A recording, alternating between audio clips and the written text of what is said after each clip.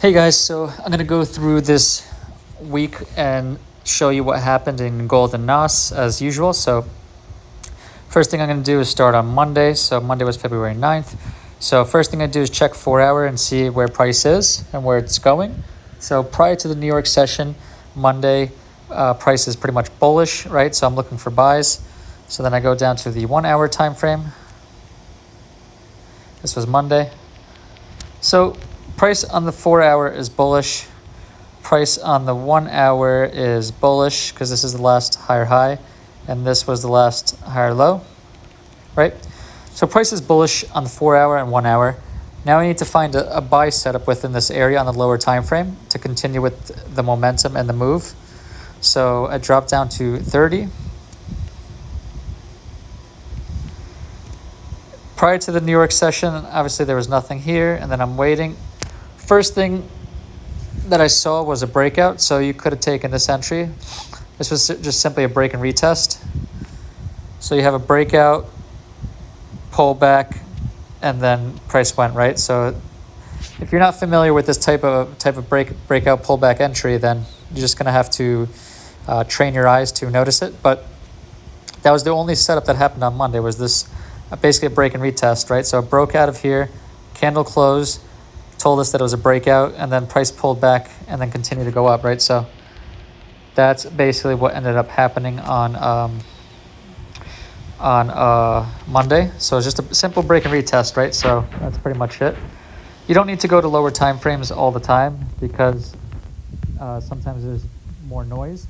So you pretty much want to stay on things that are clear and obvious. Like when I saw this, I just stayed on the 30 minute because there was nothing on the 15, so I just stayed on the 30 minute. 15 minute, 30 minute is usually preferred time frame for setups. So now we go back to the 4 hour time frame.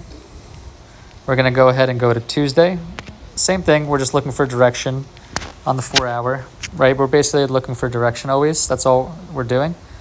So prior to the New York session, what do I notice? I noticed that price is bullish, so I'm looking for buys on Tuesday again, right? So I go to the 1 hour, and I think this was Tuesday. Yes, the 1 hour price is bullish on the 4 hour, price is bearish on the 1 hour. You can see this here.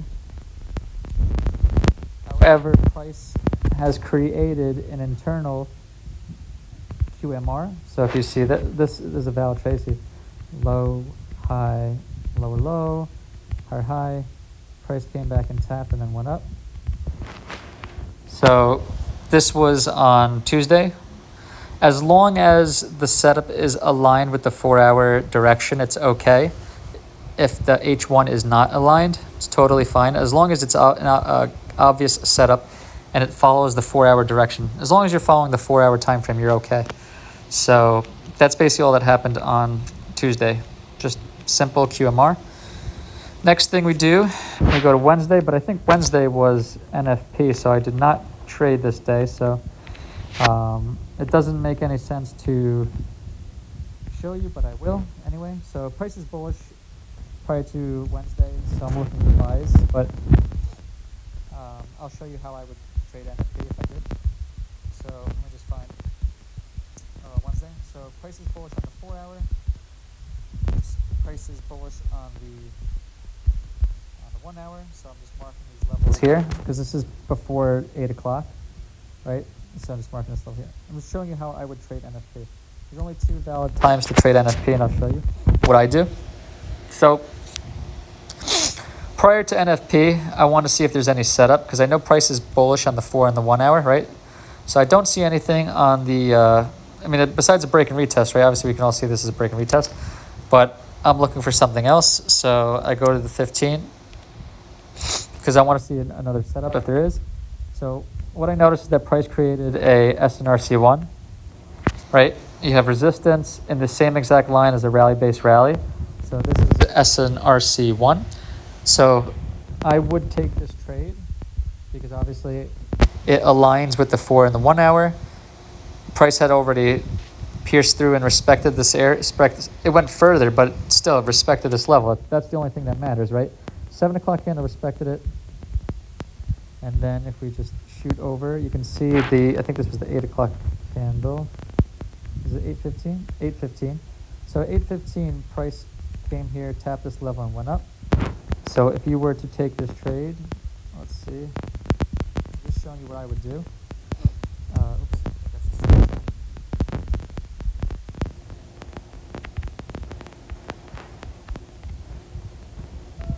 sorry, I think mine's reversed. So okay, so basically same as always. I use 3-point stop losses, and then this one was where we could get out at 1 to 25. So yeah, so as long as you exit the trade before NFP hits at 8:30, you should be okay. Obviously, you can see what happened. The price like speared down. So as long as you enter the trade before 8:30 or after 9 o'clock, right? So basically, you can't trade from 8:30 to 9 when it's NFP or CPI, but you can trade as long as you're out of the trade by 8:30 or, starting at 9 o'clock. So this trade was valid because it was before NFP, but you'd have to close before 8:30. So you just got to keep that in mind. So yeah, unless it already, obviously it hits all your TPs and whatnot, but price ended up going down, obviously, because they had a break and retest here. So this is another valid setup if you're following flow and direction, but I was looking for buys because I was following the higher time frame. So I prefer to follow the higher time frame. So that's basically what happened on Wednesday. So I'm going to go back to 4 hour so we can take a look at what happened on Thursday. So Thursday, again, take a look, see what we can see. Price is bullish, right? Price is basically bullish. Put in a higher high here, came back, and then pretty much it stalled here and put in a double top. So this trade here, you can look for a buy or you can look for a sell. If you're looking for a buy, you're following the higher time frame direction. That's okay too, but just going to show you. Let me just delete this. So if I was looking for a buy, obviously I need to see what is the structure, right? So basically the 4 hour is bullish. The 1 hour is technically bearish because it broke this level before 8 o'clock. So price is bearish. And obviously there was no valid buy setup, right? Like you can see there's no valid buy setup. Unless you were to take this QMR, which was right here. So this is a valid QMR. You get the low, high, lower, low, higher, high. And price came back and went up. So, but obviously this trade worked out because you're following the 4 hour time frame. Remember when I said 4 hour was bullish, right? So 4 hour is bullish, 1 hour is bearish, but this setup follows the H4 for now, right? Because H4 is technically not bearish, it's still bullish. So this trade, that's why this trade ended up pretty much working out, right? And then reversing afterwards because it created a double top on the 4 hour. Hope that makes sense. So you can see what I'm talking about. That's why it reversed, because it made a double top here and then price went down, right? So then we go to Friday. So Friday, price is technically bearish. Technically, price is bearish on the 4 hour. I think on Friday it was CPI, if I'm not mistaken. So I didn't trade this because I think it was CPI. So I basically would wait until 9 o'clock unless there's a setup before. So price is basically bearish on the 4 hour. It's bearish on the 1 hour. I go to the 30 minute. 30 minute, I didn't see anything for sells. But what I did notice is that price had flipped bullish. So at this point, I'm following the CMP because I'm just going to go back to the 4 hour. Price is bearish, right? When it gets to this area, price created a breakout, right? It created a fresh bullish breakout. Because remember, I think this was a CPI, so I would trade 9 o'clock. So you look at the 5 o'clock candle close, right? It's a bullish breakout, so I would look for buys as it's a pullback trade. Basically, you're trading a pullback because technically 4 hours bearish. but it just created a bullish breakout, so I'm looking for buys as long as it makes sense on the lower time frame, right? So that's when I dropped down. Obviously, there's nothing on the 1 hour besides 1 hour also broke structure at 8 o'clock, as you can see here, right? This internal structure. Then you go to the 30-minute, and you just see, is there a buy setup, right? And there is, because you have a QMR. Just look at this, right? Low, high, lower low, higher high. Price came back, tapped, and then went up. Oops. So that is why that worked out, because the 4 hour confirmed it by having the CMP have a bullish breakout that was fresh. So you're just following the CMP at that point, right? So hope that makes sense. So that is all that happened in gold. Let's go ahead and head over to NAS. Start on the 4 hour, find Monday as always. So Monday, price is obviously bullish. Why is it bullish? Because it broke this lower high. So price is bullish. So I'm looking for buys at the New York session on Monday.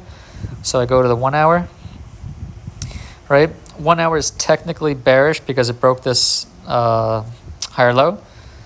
So I would be looking for buys. So I go to the 30. Still looking for buys if it makes sense. I don't see any setup here because 1 hour was bearish, and I believe I was waiting for this unless there was an obvious buy setup. Let's see, because as long as you're following the 4 hour, you're okay. But yeah, there was no obvious setup for me to trade by 9 o'clock, because by 9 o'clock, when I usually trade NAS, it was this candle here. Yeah, and I didn't see anything obvious that I wanted to take. So, and price was still in between this lower high and lower low. So there was no trade for Monday for me on NAS. So it was just a skip day. If it's not obvious, skip it, because you only want to trade things that are obvious. Just, it'll help you in the long run. Hope that makes sense. So we get over to Tuesday. Tuesday price is pretty much looking bullish, even though it's a little bit choppy before it gets to the 9 o'clock. Excuse me. So basically price is bullish, is what I can see. But 1 hour, I believe, is bearish. This was the last higher high, and this was the higher low that got broken.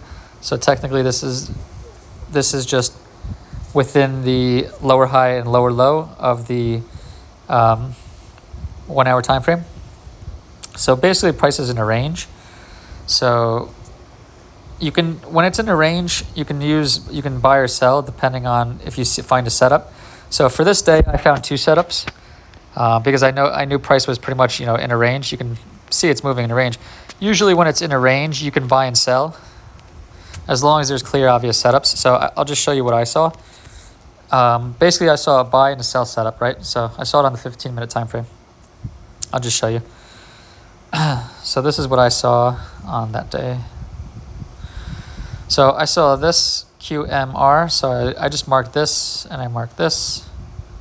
So these were my levels to enter from. And then once you enter in here, this was I think around 8:30. Yeah, 8:30. I noticed that price also had created once it came down to this level, it also created a potential sell QMR, right? So you can see what I'm talking about. I'm just going to show you the patterns, right? So you have a low, high, lower low, higher high. Price never, you can see it came close, it just never tapped here, right? So then price came all the way back, tapped this level and went up. So that was the bullish QMR. Now as far as the bearish QMR that was being set up, you can see you have a high, high, low, higher high. Now we have the higher low, right? So you can see that the QMR is being formed, right? Now we know that price is going to come back to this level most likely, so we can set another pending order. So these two levels, and you can see price tapped it, and then most likely went back down, and it did, pierced down, and then that was basically it. So that was the only thing that happened on Tuesday. You can trade both because it was in a range, that's why on the 4-hour time frame it looked kind of like choppy sideways. But if there's clear, obvious setups on the lower time frames, even if it's in a range, that's okay. You can still trade it. I personally, I would trade it. I wouldn't just skip it. So that was, I hope that makes sense, guys. So that was Tuesday. Let's go back to the 4-hour. We're going to go to Wednesday. Wednesday again was NFP. NFP is Wednesday? Yeah, so Wednesday NFP. So prior to, prior to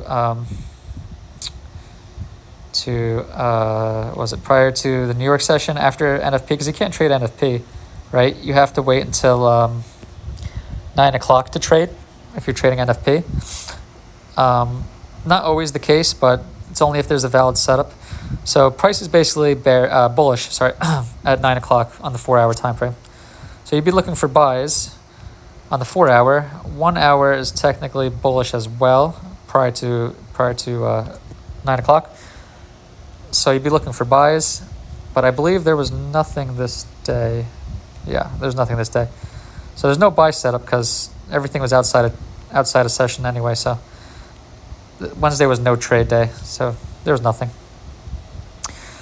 Then we go ahead and go over to Thursday. So Thursday, now price is technically bullish. However, with NAS, you got to really pay attention to the CMP and where price is at as far as location goes. So just tell you what the hell I'm talking about. So you have higher high, higher low, higher high, higher low. It's supposed to be a higher low, right? But price at 5 o'clock stopped here, right? Now price could have obviously at 5 o'clock taken this out and made it a new higher high, but it didn't. So you got to be mindful of that. So there's a higher probability of price going down versus going up. Because if it wanted to break this and make a new higher high, it would. So it didn't. So just, you have to be mindful of that always. So then we go to the 1-hour time frame, because the 1 hour will help us to tell us pretty much what price is doing.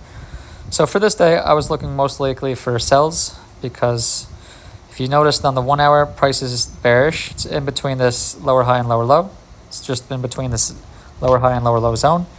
But this day, if I remember correctly, there was no trade. I believe there was no trade. I'm not entirely sure. Let me see. Oh no, I think there was a QMR on a lower time frame. Let me see. No, this is invalid. Let me see. Was it 5 minute? No. Yeah, that's right. I was waiting for this. Yeah, once I saw this as a high, low, high. So I thought price was going to break this and then come back and then go down, but it didn't do that. That's right. So yeah, so to me, this was a no trade day. So Thursday, you can't trade it. So, oh well, I didn't find anything. So now we go to Friday. Friday was CPI. So CPI, I think, let me see. Price is bearish on the 4 hour, just so we know. Price is bearish on the 4 hour. Go to the 1 hour. Let's see what price is at. This was the last lower high. This was the last lower low. Excuse me. So price is bearish on the 4 hour, but it broke this. I think 8 o'clock broke this, right? Yeah, 8 o'clock broke this lower high, but that's okay. If there's a valid sell setup, we can still take it. So I don't believe there was any trade that I saw for the New York session here. Let me just double check. Don't think so. Let me see.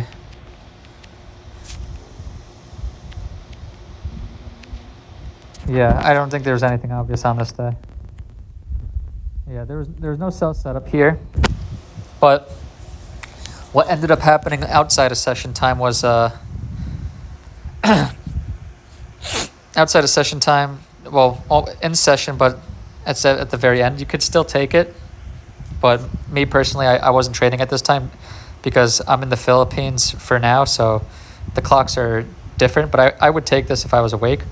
I would have lost, but I would have re-entered. So I'll just show you what I'm talking about. So remember I said with NAS, you got to pay attention to location. So I'm just going to go to the 4 hour, see what the heck I'm talking about. take a look at the location, right? It has to make sense. So this was the lower low, and this was the lower high. So price is all the way at a lower low. So you can take a reversal if it makes sense. And the 1 hour had already shifted bullish because price is at a lower low, right? And if you look at this is the last lower high, sorry, lower low, and this is the last lower high. You can see the 8 o'clock candle broke it, right? So technically price had confirmed the pullback on the 1 hour time frame to go long, right? Price is bearish, but I'm referring to the pullback trade you can take. Now you just have to find a setup on the lower time frame to go long. So there's nothing on the 30. Go to the 15. You can see price had already shifted structure. I'll just show you the shift. This was the last lower low. You can see, look left. This was the last lower high, right? Price broke structure, and when it broke and shifted structure, it left a QMR, right? That's usually what happens. So you have a QMR level here, and then you have the apex here. So just mark it so you can see low, high, lower low, higher high. Price came back, tapped, and went up. Now, this is what I would give a second chance to. So if you're not familiar with how I give second chance trades, I'll just show you. So if you remember me saying that I set one at I only use 10 points when I'm trading NAS. So I set one here. I set one here. This is just how I do my risk management, right? So I split my two positions to the level and the apex always, every single time, right? And then price takes me out, right? Now, once this candle, this active candle here has taken me out, I wait for closing price, right? Because I need to see, does this candle break these levels or does it respect these levels? So as you can clearly see, price ended up respecting this level, right? So then all I do is I reset my pending orders. So now I set it again. I give it a second chance. Now I give it a second chance at this level again. 10 points. And then I give it a second chance at this level again. 10 points. Just in case. I have no idea. Like, I can't predict. I can only follow logic, right? So, and my plan. So obviously this never got hit again. And then this obviously, it went up. So whatever it went up to is irrelevant. The only thing that matters is you follow your plan and you follow things that make sense and that yeah, so I hope that makes sense, guys. That's basically how I manage my trade and position if I lose, and how I would give it a second chance. So I hope that helps. If you have questions, let me know. Otherwise, let's see what we got for this coming week.